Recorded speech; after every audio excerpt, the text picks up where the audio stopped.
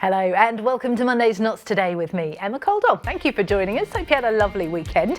Here's what's on the show today. First, we've heard excitement about the future of the old Broad Marsh after its demolition timeline was confirmed. It's very difficult when you're working around things that are already there to some extent, but at the same time you've got to respect the historic fabric there, and this could be very, very good indeed. We'll have more on that shortly, plus we've got some great guests on the sofa for you too. And that includes the host of a twice-weekly true crime podcast who does it all from a house in Ilkeston. Red Rum's host Grace Caldwell is here later on to tell us more. Plus, today marks the 3-year anniversary of the Ukraine war, and we've been to an event supporting refugees and calling for an end to the conflict.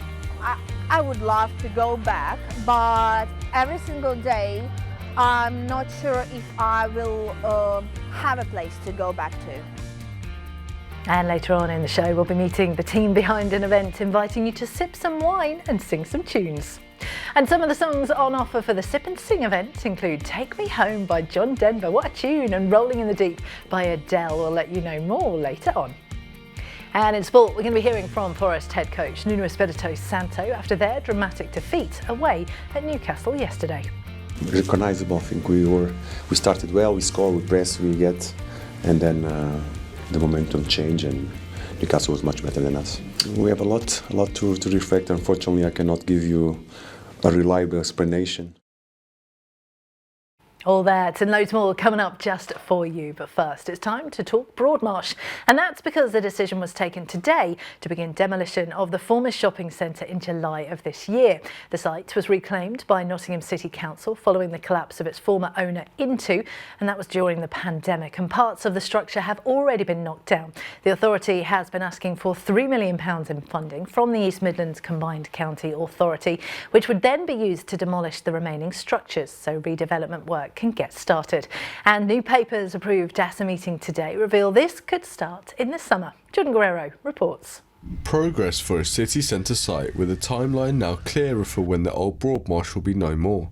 July is the date for when demolition work will kickstart new life for the old structure here in the heart of Nottingham. That's thanks to £3 million in new funding approved by the East Midlands Combined Authority to knock down what's left of the old shopping centre. The total costs are expected to be more than £29 million, and the Nottingham City Council turning to investors to fund the remaining £26 million.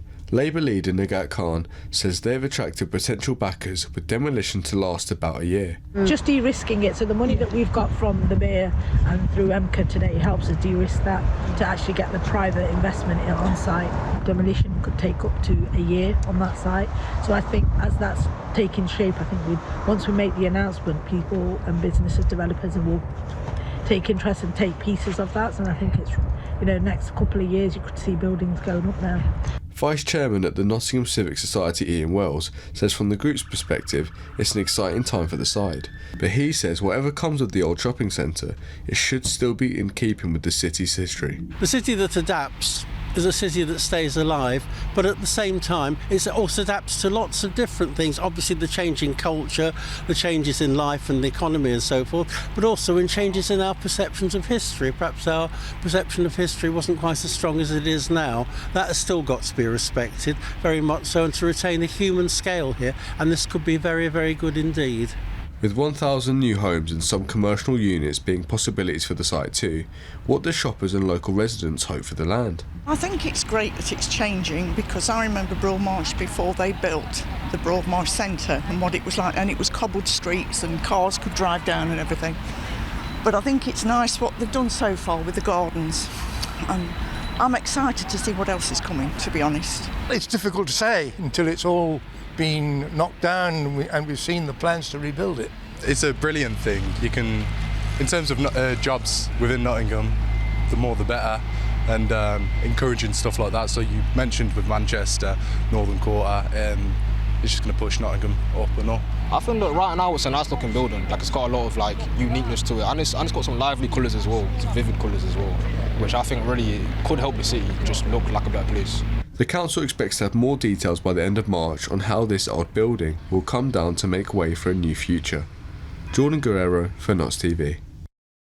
Thank you, Jordan. And our local democracy reporter Lauren Monaghan was at the East Midlands County Combined Authority meeting today, and she joins us now to give us some more details about what will happen next with the old shopping centre.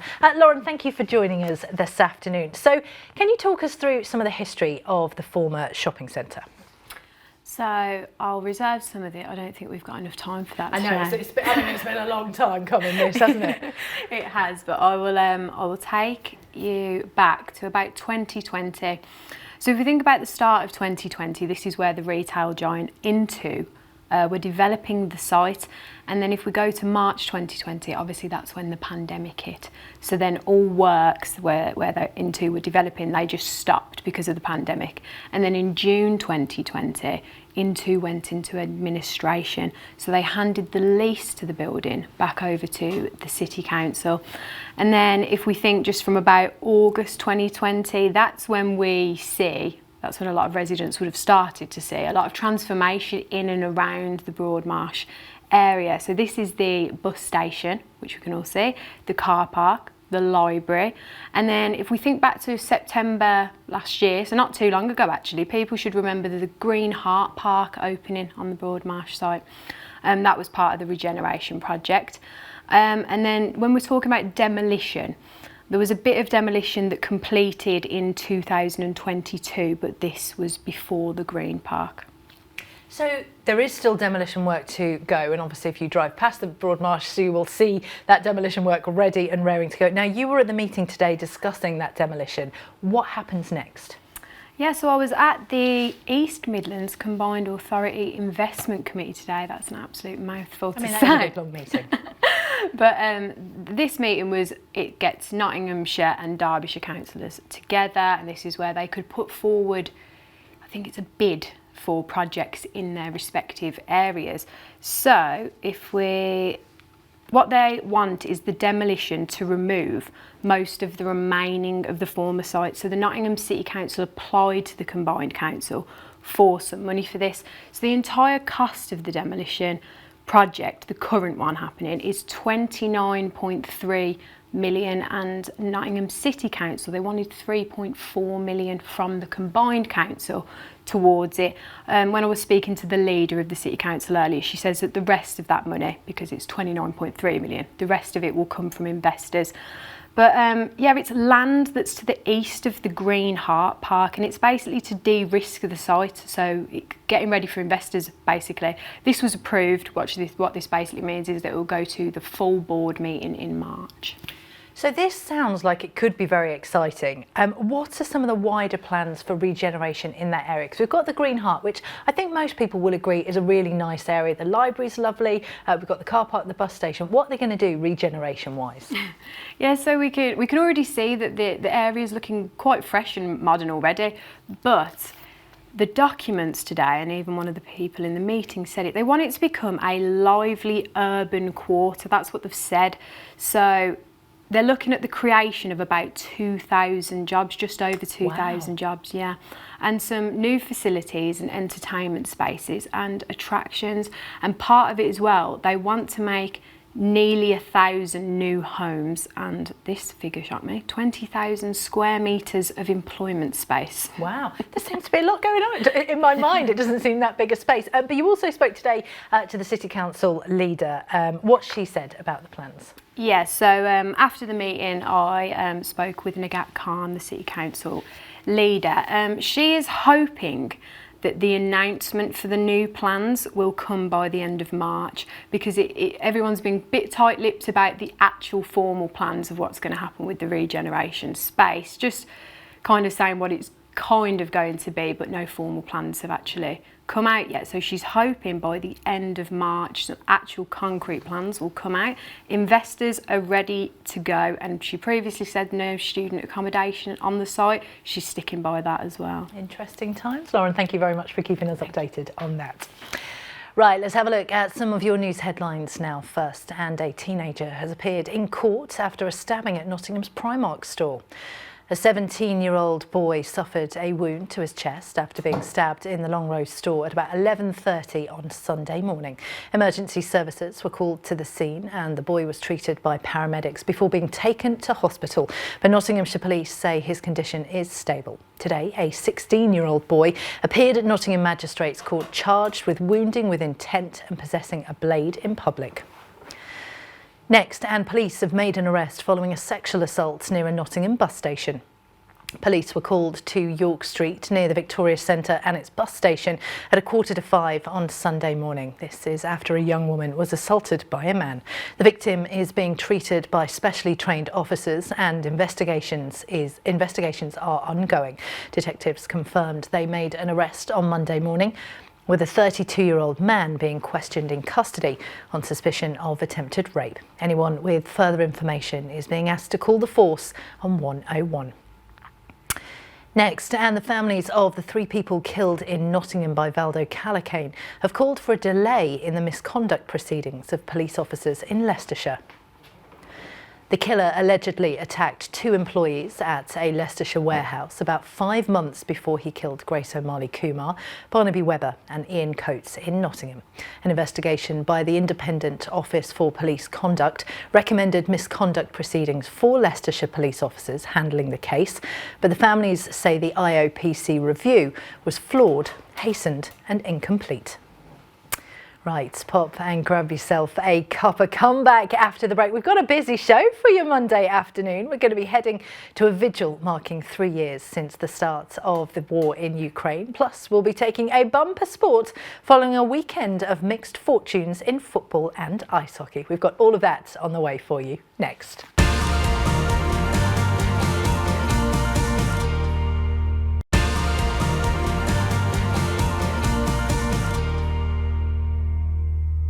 Hello, welcome back to your Monday show with me, Emma Caldwell. Thank you for joining us. Hope you're all right today. Here's what's happening in Notts today. First, and Nottingham's Central Library was closed today whilst a large window replacement took place.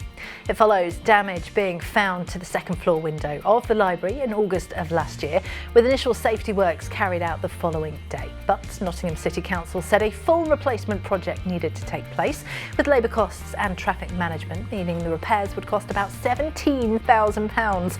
The library was closed throughout today and the council said it's expected to reopen on Tuesday as normal. It's a big piece of glass, isn't it? Next, and police have launched an investigation after a Nottingham bus driver was squirted with silly string. The driver was stood on a pavement in Angel Row when a hooded person kicked a bottle at his foot before the driver kicked the bottle back. CCTV then shows a second person spraying the aerosol can of solvent string at the bus driver's face, leaving him requiring hospital treatment for an eye injury. Now, police have launched a CCTV appeal and say anybody who recognises the man you can see in the picture showing on your screens should call 101. And parts of the A1 in Nottinghamshire was closed overnight following a serious crash involving multiple vehicles. Emergency services were called to the road's junction with 5 Lanes End and Clumber Park near Worksop at about 6:45 p.m. on Sunday evening. A car was in a collision with 2 other vehicles after it failed to stop for police. 2 men inside the vehicle suffered serious injuries and were hospitalised. Others received non-life-threatening injuries. A 34-year-old man was arrested on suspicion of causing injury by dangerous driving and drug driving. 2 other men were arrested for separate offences.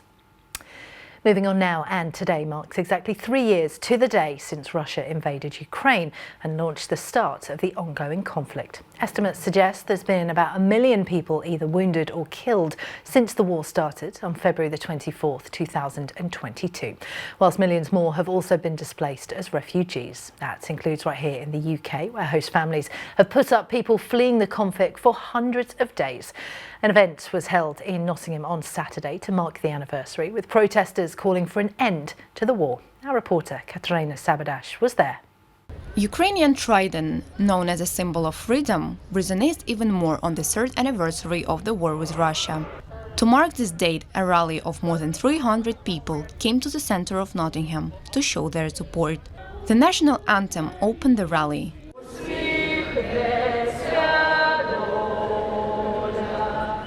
And a blue and yellow wave swept through the streets, ensuring their message was loud and clear. Russia is a terrorist state! Michael Holod, one of the organizers of Nottingham Ukraine Solidarity Campaign, explained the importance of the event. People are dying every day for their freedom, and what happens in Ukraine will have a reflection on what happens on the security of Europe. And if you don't know by now what Russia is capable of doing, then I think you're living in a little bit of a cloud cuckoo land. Since the beginning of the conflict, statistics show that more than 250,000 Ukrainian refugees have come to the UK. Babich Elena, from the frontline city Kharkiv, said she is not sure she would be able to ever settle down. You still don't feel like you actually moved just because of this war, because it happened too fast. I don't think it could be easy to settle down even if it will be possible for us. I'm from Kharkiv. It's a frontline city and it's mostly destroyed. I would love to go back, but every single day I'm not sure if I will have a place to go back to. But Ukrainians aren't the only ones to march. 3 years ago, Chris Ravankilde, along with his wife, took to the street the same banner. We made this banner 3 years ago saying Putin hands off Ukraine. We never imagined that we would be saying Putin and Trump hands off Ukraine. They're trying to carve up the country between them, and it'll be the rest of Europe next if we let them get away with it. Students didn't remain on the sidelines, convinced that even spreading the word could help. As students, first of all, you can spread the word about the conflict. You can spread the word that Russia is still on our land. You can make fundraisers. You can put different collection boxes for humanitarian aid. I really want to come back home because you don't choose your home. In UK, I'm a guest. Showing Ukrainian symbols, people in Market Square demonstrated their support for Ukraine's resilience, proving that even if separated by 1,300 miles, yet remain united by one hope: peace in Ukraine. Katerina Sabadash for Nots TV. Thank you, Katerina. It's time for your sport now, and we'll start with Nottingham Forest, whose European hopes were dealt a major blow yesterday as they lost in dramatic fashion to Newcastle United. The Reds took the lead early on through Callum Hudson-Odoi, but found themselves 4-1 down before half-time through goals by Lewis Miley, Jacob Murphy, and a 2-minute brace by Alexander Isak, Nikola Milenkovic and Ryan Yates pulling goals back for the Reds in the second half. But it wasn't enough to get anything from the match. Speaking afterwards, Nuno Espirito Santo said there's lots to take away from the game. Yeah, I think recognizable. I think we started well, we score, we press, we get, and then the momentum changed and Newcastle was much better than us. We have a lot to reflect. Unfortunately, I cannot give you a reliable explanation because I'm not sure. But one thing is for sure. We cannot afford it because after that is a big gap to react, even though I think in the second half we reacted really well. The boys give it all and finish the game with a chance to get something from this match against a good team. Into League One now, and Mansfield were also beaten yesterday when they fell to defeat at home to promotion chasing Wrexham. Oh, blimey, these words are hard to say. The Hollywood-backed visitors took the lead early on when Mansfield's Callum MacDonald put the ball back into his own nets before making amends 14 minutes later by evening the scoreline. The scoreline then stayed level until Max Cluworth broke the deadlock in the 58th minute to secure all 3 points for Wrexham. It leaves Stags winless since early January, and manager Nigel Clough said it was a tough defeat to take. Thought we played, especially in the first half, thought we played very well again today. But you know, we keep getting these sort of setbacks and knocks after 2 minutes. We conceded first at Blackpool, we recovered well, and I thought we did today. Got back into the game, and going into half time, I'd say if anything we'd edged it. Yeah, it was that sort of day where you put the ball across the face of the goal and you see it's very difficult conditions for defenders, and we didn't do it enough. It was one of the few times we did it. We're getting into reasonable areas. We're coming out and playing a bit too much, which is, I think, the lack of confidence shining through. Not with the strike, I don't know, I have to look back and see the build-up. We've got to do better to stop the cross on coming from that right-hand side, or our right-hand side, but certainly not much about the finish when it just drops to him as nice as it did. Into League Two, and it was a more positive weekend for Notts County, who managed to come away with a 2-1 win at home to Tranmere on Saturday. All 3 goals came in the final 10 minutes of the match, with Charlie Whitaker and Alassana Jatta scoring 3 minutes apart from each other before Christian Dennis pulled one back for the Rovers in the 88th minute. Results elsewhere mean the Pies still sit 4th in the table, and speaking after the game, head coach Stuart Maynard said he was glad to find a way to win. I can imagine it being a real tough watch for the fans. If it wasn't for Bassi in the first half, I think they probably score 1 or 2. As a group, as a collective, we know that today wasn't good enough. But it's 3 points. And what I love about this group, though, is the mentality they have to keep going all the way to the end. And they found a way to win. And when you start getting to the back end of the season, you need to find ways to win in different ways. And I think we've found a way to win today, but we know that it wasn't good enough. The fans were incredible today. I thought from minute one, for the level of our performance to the way that we performed, they kept going, they kept getting behind the lads, and I think that's what drove us over the line to get the 3 points. Into ice hockey now, and it was a weekend of mixed results for the Nottingham Panthers, who picked up a loss and a win in the Elite League. They started with a trip to arch rivals, the Sheffield Steelers, and let a 2-0 lead slip to lose 3-2 in overtime. Then they welcomed Manchester Storm to the Motorpoint Arena on Sunday afternoon and came away with a 3-1 win thanks to goals from Cooper Zeck, Mitch Fossier and Sam Herr. Speaking after that one, assistant coach Linton Grant said the players dug deep to secure the victory. I think that's one where it was a bit of holding on towards the end there, especially with that kill towards the end. But I think the boys did well just to dig deep, right? I think you could probably see there's a lot of tired legs out there, and I think we kind of had the benefit of a little bit of a lighter schedule at the start of the season. Now it's starting to catch up to us a little bit. So as I said, at this point, I'm just proud of the guys that they managed just to dig deep and just kind of see that one out and come away with the 2 points. Really. There's a complete team buy into that defense style, right? I think it's one of the things that we pride ourselves in as a 5-man unit, not just the D core, but even the forwards, everyone really. It's a 5-man unit in the D zone, and it's a big feature of our game, and it's definitely helped us a lot this year. So next up for the Panthers is the second leg of their Challenge Cup semi-final against the Belfast Giants on Wednesday evening, where they find themselves 3-1 down. That one's at the Motorpoint Arena on Wednesday evening, with the club urging fans to believe in the players despite the aggregate scoreline. But if you can't make that one, we're going to be showing all the action from yesterday's victory over Manchester Storm on the same time right here on Notts TV. It's going to air for 2 hours straight after Team Talk, which returns to its usual 8 p.m. slot. Next up, in rugby, there was no action for Nottingham this weekend. They've had a break from competitive action following a disappointing run of form. The Archers recently lost 3 consecutive Premiership Rugby Club Cup matches to Coventry, the Leicester Tigers and Northampton Saints to finish bottom of their group. They've got a break in competitive rugby now for another 4 weeks, but they do welcome the Tigers to the Bay on Friday for a friendly. Then, a week later, they're going to be playing the British Army before travelling to Apt Hill in the league in mid-March. All right, Monday afternoon, let's take a look at your picture of the day. And this is a literal Swan Lake for you there. Isn't that gorgeous? Look at that orange sky. Thank you so much to Whitefoot Photography for that one. Taking a look at the weather, we've seen some sunshine today, warm 12 degrees. It's not been too bad. It's going to be dropping down to 5 going into tonight. Tomorrow we can once again expect to see some sunny spells with some light showers in the afternoon, highs of 10 and lows of 2. Looking ahead to Wednesday, there will be some more sun and some more showers with highs of 8 and lows of 2. My goodness me, it didn't half rain earlier, did it? It was absolutely so loud. Right, anyway, I digress on rain. Let's take another short break now, but when we get back, we're going to be meeting the host of a true crime podcast made right here in the East Midlands. I cannot wait for this chat. We've also got to look at what you can get up to tonight with your What's On guide. That's all coming up on the way next.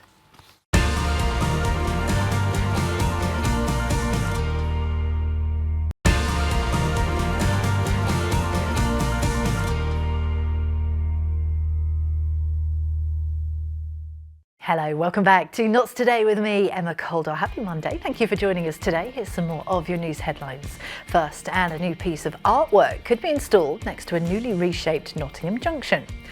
Nottingham City Council will work with the city's backlit gallery to install the artwork and new greenery too outside the Premier Inn on Maid Marian Way. It'll be after the former roundabout at the junction with Parliament Street, Derby Road and Tollhouse Hill is fully reopened as a T-junction. Nottingham City Council wants to hear the public's thoughts on what they want to see featured in the artwork. Next, and plans for nearly 140 homes have been put forward as part of a wider 1,300 home development in Bassetlaw. The developer Bellway has submitted plans to Bassetlaw District Council for the old Harworth Colliery site. The wider regeneration of the old pit has already seen homes built on the land, and documents submitted by the house builder last week set out the appearance, the layout scale and the landscaping of 138 homes on the third phase of housing. If it's approved, it will include 61 three-bedroom and 77 four-bedroom homes. And if you fancy heading out and about tonight, let's see what fun things you can do across Notts with our What's On guide first. The Savoy has a one-night-only screening of Ridley Scott's fantasy classic Legend, of course starring Tom Cruise, Tim Curry, and a fairy tale story like no other. It starts at 8:30. Tickets are still up for grabs for that one. But if you're looking for a more thrilling evening, well, The Man in the Mirror, the Michael Jackson tribute, has moonwalked its way to the Theatre Royal. It starts at 7:30 and tickets are selling fast. Getting quick if you want tickets for that one. And if you've got an indie itch for your Monday night, post-punk band Spirits of the Beehive are performing at the Bodega tonight. Doors open at 7 o'clock. Tickets are £19. And if you fancy flexing your brain cells, well, the Horn in Hand is hosting its weekly pub quiz, where a 50p entry could see you grab a £50 cash jackpot prize. It starts at 7:30. Whatever you're doing with your Monday evening, have a good one. Right, it's time for our next great guest now. And they often say fact is stranger than fiction, but in terms of entertainment, there is perhaps no better blend than true crime. Podcasts of this genre have been gaining popularity in recent years. But did you know we've got one right here on your doorstep?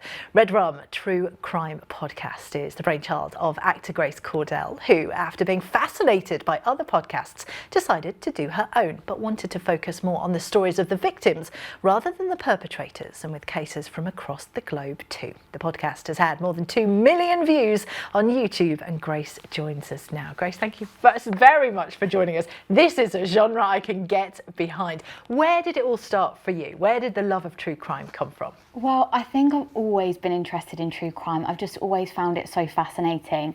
And I have a memory of my mum just leaving her magazines out, and I opened it and it was a true crime story, and it was so thrilling. I kind of couldn't get enough. I mean, I must have been maybe 11 or 12, and then just since then it's kind of snowballed. So what can we expect to hear on the podcast? So they're all true stories. They vary in terms of location. There's some that are set in Nottingham, that are real cases that happened here, some across the pond in all different countries. And I kind of take you through the story of what's happened. So it's kind of storytelling, but it's all on sort of documentaries or court transcripts or books. I get my information that way and then put it into an episode. So this must take an awful lot of work, and there's 2 episodes a week. Yeah. So That's a lot of dedication. Oh gosh, it's a task. I started on 1 episode a month and then increased to 1 a week. Wow. And I've just recently, over the last 6 months, gone to 2 every 1 week. So yeah, it's a lot of work. And this is all done from your home in Ilkeston? Yeah, so I record under a duvet. Brilliant. Have to pin it up and then get underneath. All of the greatest podcasts are recorded under a duvet. I was going to say, we might have some pictures. I don't think they're you under a duvet. And where are you getting these stories from? Are people now getting so into it? Because it's so popular. They're sending you stories. How do you find out these crimes? Yeah, so it's kind of a mixture. So I'm obviously really interested in true crime anyway. So I think just anything that piques my interest in the news or things that I've heard about generally, I'll take a little look into, see if there's enough source material, and then make an episode. But yeah, now I would say every week I get quite a few recommendations come through. I put them on my list and make my way through that as and when. And I think I agree with you. I remember reading those magazines, and they're always, you know, the type of magazines, they're always the one, they've got a true crime section. And you're really interested in the victims and what happens kind of afterwards rather than the actual criminals. And I totally agree with this, because there's always a story around it, isn't there? Yeah, absolutely. I think I got quite frustrated when I started listening to true crime podcasts. I mean, it's a lot better now, but certainly when it was starting up in terms of podcasting, there was a lot of information on the perpetrators and not much on the victims. And it kind of makes sense because there's not a huge amount of source material on the victims, but it's so important. And after I would listen to one, I would go online and have a little Google about them. So I thought, why don't I start this where they're kind of the focus of the podcast? And it's become so popular. I know this is a tricky one, and when I say favourite, obviously I am aware we're talking about crimes, so there's lots of awful things that have gone on, but are there any stories in particular where you're like, this one was incredible? Yeah, I do get asked that question quite a lot, and I find it always changes. Ones resonate with me in different ways to others, but I think one that will always stick with me, and maybe with your viewers as well, is the first one I ever covered, and it was a case in Nottingham. It was the case of a woman called Jacqueline Bartlam and her son Daniel Bartlam, and he was 14 years old when he murdered her. Really tragic case, as they all are, but I remember I sort of was researching it, and then I took a drive to where it happened, and it really just brings it into the kind of forefront of what you're thinking about. And these are all real cases, but it really just made it even more real. And I think the thing is, you're right, they're real cases with real people affecting real lives as well. But the podcast is doing incredibly. What's next for 2025? What have you got coming up? Wow, increased production to 2 weeks, so that is taking a lot of time. I bet. But I'm loving it, and I just feel so lucky that I get to do this as a job. So I actually have just started recording, and it will come out in, I think we're due for like a May release, a 10-part horror podcast series, so very different to Red Rum, sort of the same ilk in terms of horror stuff, but yeah, it's fictionalized. The first season is going to be on Saw, so it's going to be very niche if you're into horror. Amazing. And where can we find the podcast? That's the most important thing, because I definitely want to be listening to this. Thank you. So it will be on any podcasting app, so Spotify, Apple Podcasts. It's also on YouTube. I do the kind of video version on YouTube, so yeah, wherever you get your podcasts. Amazing. Grace, thank you so much for coming in and sharing that with us today. Oh, I love that. Right, let's revisit one of our top stories of the day, and that's a decision which will lead to demolition of the former Broadmarsh shopping centre, resuming July this year. The site was reclaimed by Nottingham City Council following the collapse of its former owner Into, and that was during the pandemic, and parts of the structure have already been knocked down. The authority has been asking for £3 million in funding from the East Midlands Combined County Authority, which would then be used to demolish the remaining structures. A new papers approved at a meeting today revealed this could start in the summer. Jordan Guerrero reports. Progress for a city centre site with a timeline now clearer for when the old Broadmarsh will be no more. July is the date for when demolition work will kickstart new life for the old structure here in the heart of Nottingham. That's thanks to £3 million in new funding, approved by the East Midlands Combined Authority, to knock down what's left of the old shopping centre. The total costs are expected to be more than £29 million, and the Nottingham City Council will turn into investors to fund the remaining £26 million. Labour leader Nagat Khan says they've attracted potential backers with demolition to last about a year. Just de-risking it, so the money that we've got from the Mayor and through MCA today helps us de-risk that to actually get the private investment on site. Demolition could take up to a year on that site, so I think as that's taking shape, I think once we make the announcement, people and businesses, developers, will take interest and take pieces of that. And I think it's, next couple of years you could see buildings going up there. Vice Chairman at the Nottingham Civic Society Ian Wells says from the group's perspective it's an exciting time for the site, but he says whatever comes of the old shopping centre, it should still be in keeping with the city's history. The city that adapts is a city that stays alive, but at the same time it also adapts to lots of different things. Obviously the changing culture, the changes in life and the economy and so forth, but also in changes in our perceptions of history. Perhaps our perception of history wasn't quite as strong as it is now. That has still got to be respected, very much so, and to retain a human scale here, and this could be very, very good indeed. With 1,000 new homes and some commercial units being possibilities for the site too, what do shoppers and local residents hope for the land? I think it's great that it's changing, because I remember Broadmarsh before they built the Broadmarsh Centre and what it was like, and it was cobbled streets and cars could drive down and everything. But I think it's nice what they've done so far with the gardens, and I'm excited to see what else is coming, to be honest. It's difficult to say until it's all been knocked down and we've seen the plans to rebuild it. It's a brilliant thing. You can, in terms of jobs within Nottingham, the more the better, and encouraging stuff like that. So you mentioned with Manchester, Northern Quarter, it's just going to push Nottingham up and up. I think that right now it's a nice looking building. Like, it's got a lot of like uniqueness to it, and it's got some lively colours as well, some vivid colours as well, which I think really could help the city just look like a better place. The council expects to have more details by the end of March on how this old building will come down to make way for a new future. Jordan Guerrero for Notts TV. Thank you, Jordan. Right, let's have a look at some more of your news headlines now first. And body cam footage has shown a police dog chasing down 3 suspects in the dark for more than 20 minutes before helping officers to make arrests. Police dog Seth, who's been in the role for just over a year, led his handler along a riverbank, through a field and over multiple fences near Scrooby and Bassetlaw as they traced 3 men who were wanted on suspicion of aggravated burglary, dangerous driving and failing to stop for officers. The dog was placed on his long lead during the chase, which happened in the early hours of February the 17th. And we're sticking with crime and animals now, and the force have boosted projects aimed at reducing horse-related crime across the county. Nottinghamshire Police are putting together a team of officers involved in revitalising crime prevention and awareness around equine-related issues. It'll involve neighbourhood officers completing horse handling training to learn more about horse welfare, reading body language and approaching, as well as practical on-yard sessions. And the force says it'll also work with horse owners to learn more about the problems they routinely face. Right, let's take a final break now, but when we get back, we're going to be finding out how police cadets are helping officers to enforce a new speed limit near a school, before we find out why people are going to be sipping wine and singing tunes at an event this coming Friday. Sounds like a great way to spend a Friday night. That and more, all on the way next.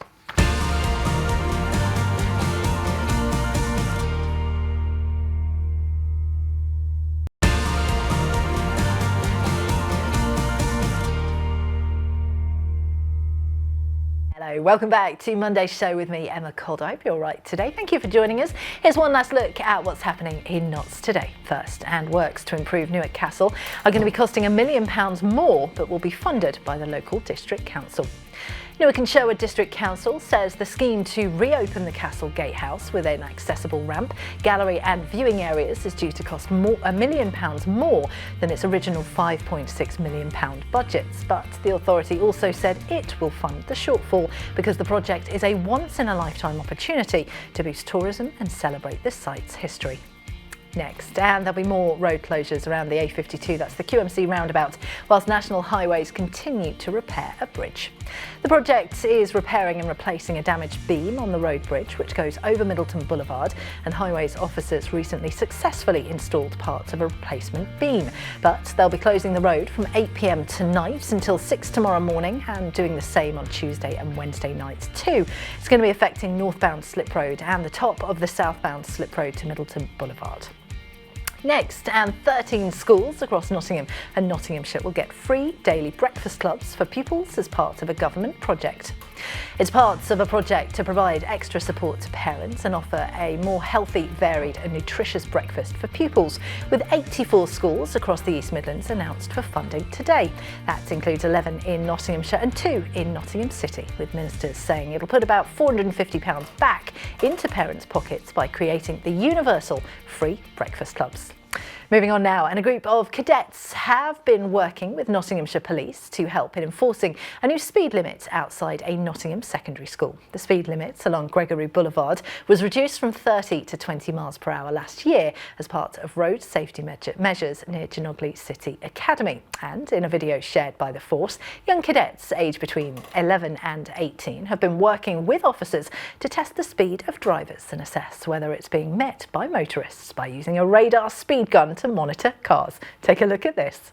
So today we've brought the cadets to Gregory Boulevard to speed operations. So we do link in with Genogley City Academy behind us, and they've recently brought in 20 miles an hour speed limit, which is fairly new, it's about 6 months old. But speeding is a problem kind of across the city of Nottinghamshire. So being a cadet leader is really important I think to get the cadets involved, manage to get them to kind of have a go speeding run.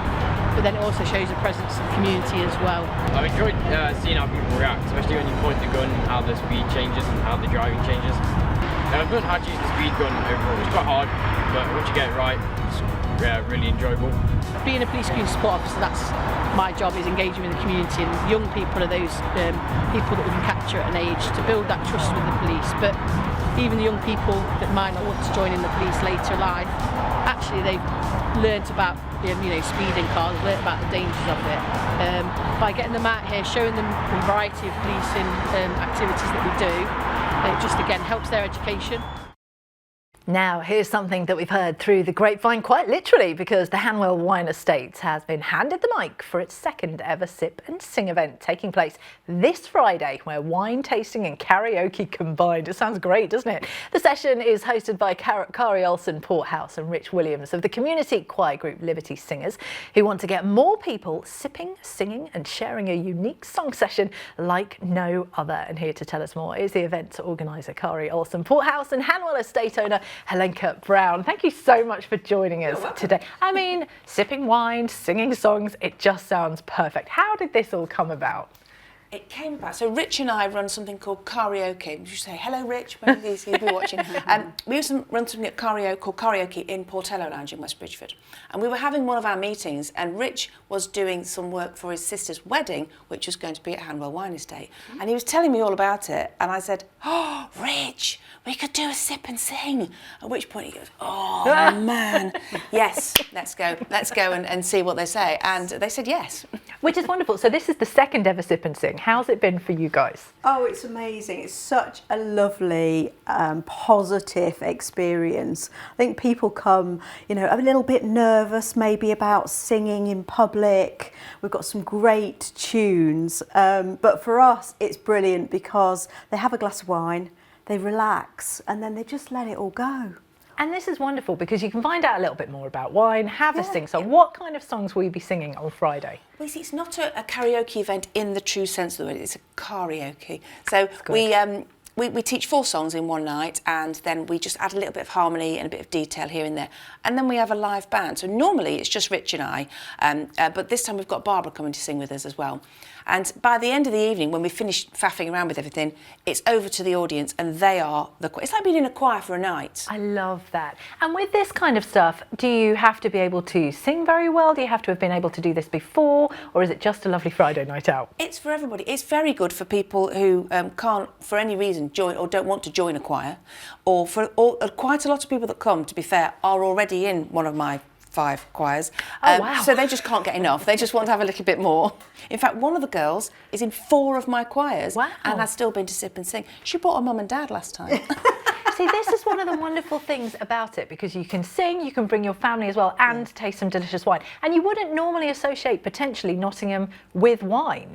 No, well, allegedly. I mean, my family have been growing grapes for making wine in Nottinghamshire since 1975. Amazing. So, yeah, this is our 50th anniversary this year. So, Sip and Sing's becoming part of that anniversary celebration. So, yeah, we planted the first vineyard in 1975. Wow. Believe it or not. Amazing. So we've done some stories of you guys on Notts TV, and there's just an amazing, when you find out things about Nottingham that you didn't know for a while, and then you go, oh, that's wonderful, and now you can go on Friday night.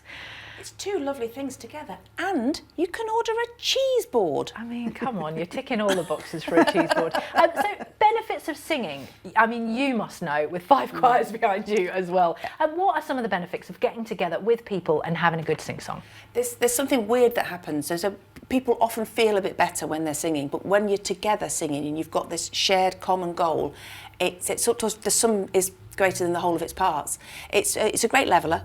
Nobody knows or cares who you are or what you're doing, just literally what are you singing at that moment. And we've got some cracking songs. We've got Take Me Home Country Roads. I mean, that is a tune. It's a tune, although I'm wondering now who picked it. I think I've got a horrible feeling it was me. The bass line's an absolute horror. So will you be splitting people up into different sort of sections? Well, we kind of say, right, there's a high harmony here, who wants it? And a few girls will go, yeah, we'll have that high harmony. And there's a low bit here, does anybody want that bit there? It's such a good idea. It's such a good idea. So will this continue throughout 2025? Because like you say, it's a big anniversary year for you. Well, we absolutely love doing it. We love having the karaoke guys with us.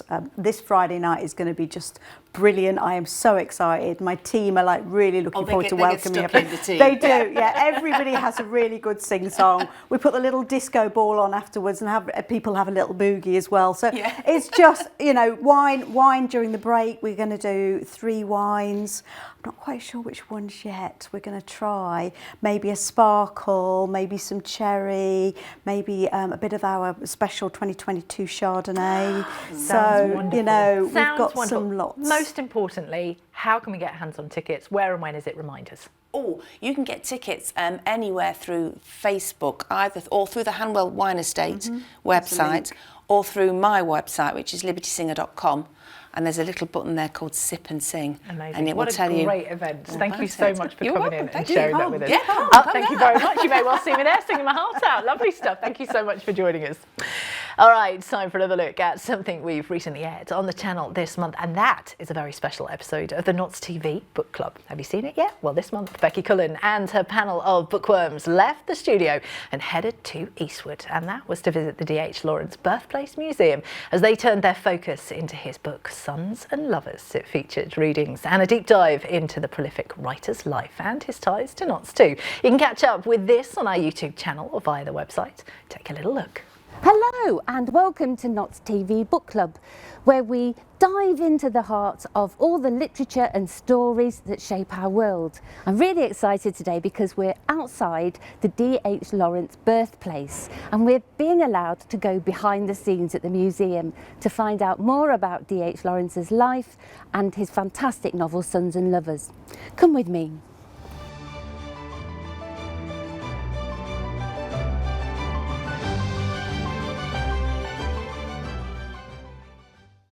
I never saw a wild thing sorry for itself.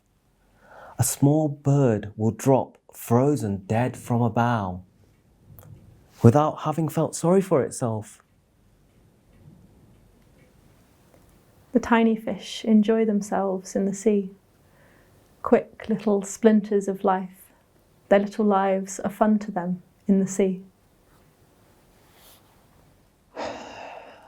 I wish people, when you sit near them, wouldn't think it necessary to make conversation and send thin drafts of words blowing down the neck of your ears and giving you a cold on the inside.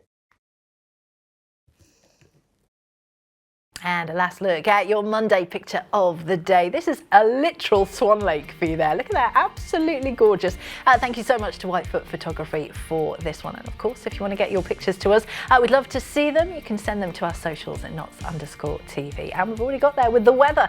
We've seen some sunshine today with a warm 12 degrees. It's not been bad. I mean, there was a massive downpour of rain. It is, however, going to be dropping down to 5 tonight. Tomorrow, we can once again expect to see some sunny spells with some light showers too in the afternoon with a high of 10 and a low of 2 looking ahead to Wednesday. A bit more sun and a bit more showers. I mean, you definitely might need your sunglasses and your umbrella as well with a high of 8 and a low of 2. And that is the end of the show today. Thank you as always to our great guests and wonderful people on the sofa today. Lovely Mike Dennison is back. Same time tomorrow to do it all over again. But until then, from everyone on the team, enjoy the rest of your evening. Whatever it is you get up to, I'm Emma Caldwell. I'll be back with you on Thursday. But for now, bye-bye.